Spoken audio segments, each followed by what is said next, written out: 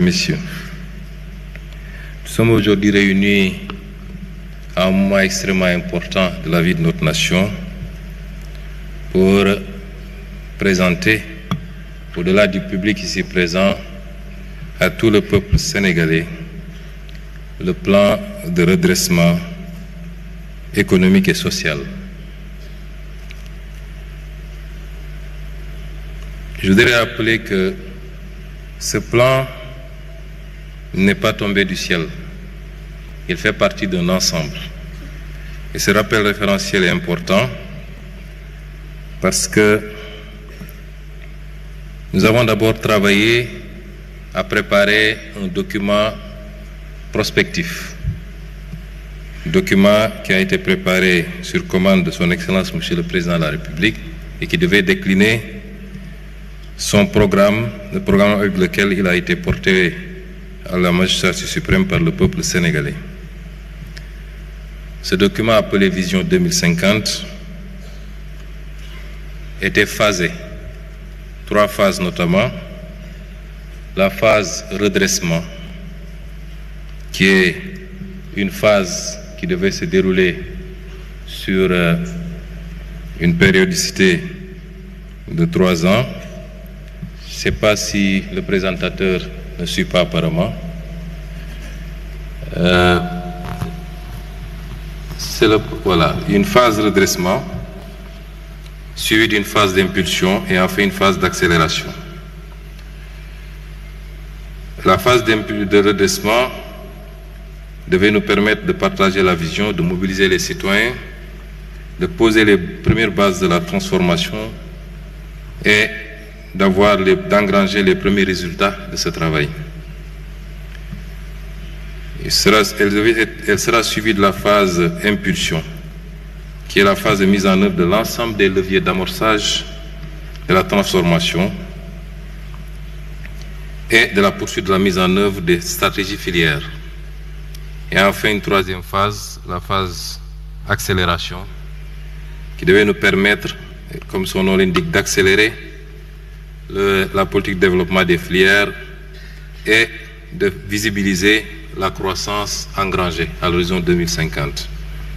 Si vous regardez ce graphique, vous vous rendrez compte que, et ça nous permet de répondre à une question, parce qu'on a l'habitude d'entendre dire que nous demandons aux Sénégalais de patienter jusqu'en 2050. Si vous voyez les courbes qu'il y a au-dessus de ce graphique, vous vous rendrez compte que les phases ne s'excluent pas.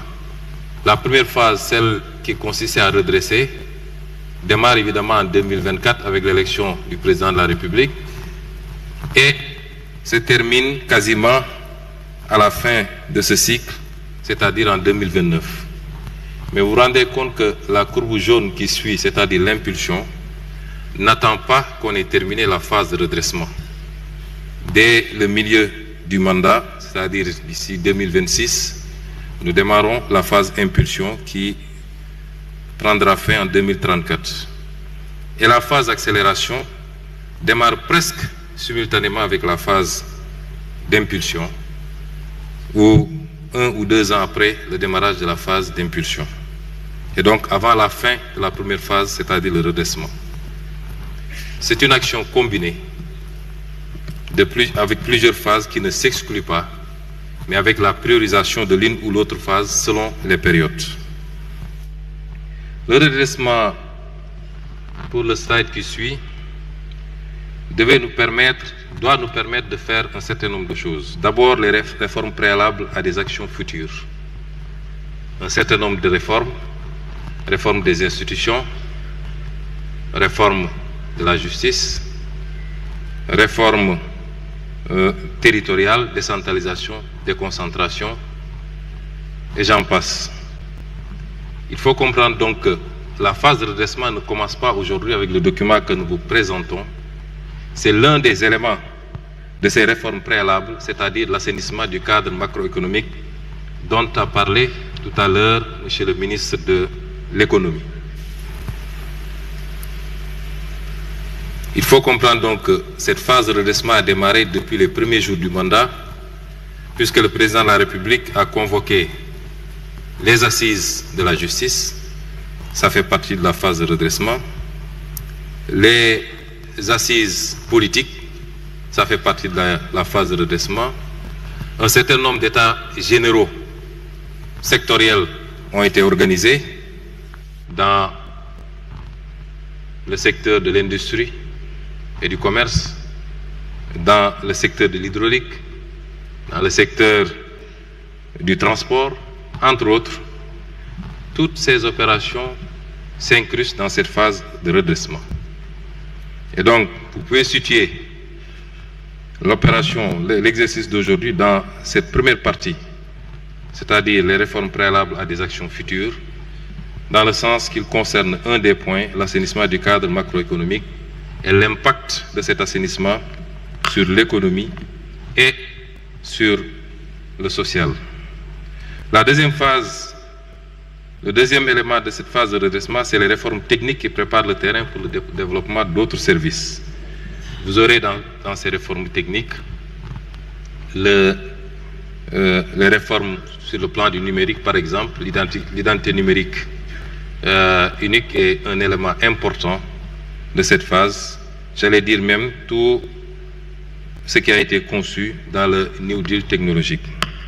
Et la troisième phase, c'est la bonne gouvernance et la reddition des comptes. Je crois que sur le terrain de la bonne gouvernance, des actes substantiels ont été posés. Et les derniers en date, c'est le paquet de projets de loi qui a été adopté avant-hier en Conseil des ministres portant sur la réforme de l'OFNAC, sur l'accès à l'information, sur la déclaration de patrimoine, entre autres, et sur la reddition des comptes. Le travail se poursuit méthodiquement dans le respect des règles de droit. L'objectif de cette première phase, c'est-à-dire la phase de redressement de la vision 2050, c'est de tourner définitivement le braquet d'un modèle ancien vers un modèle nouveau, préalable à l'impulsion et à l'accélération. Et ces réformes constitueront une des priorités du premier quinquennat.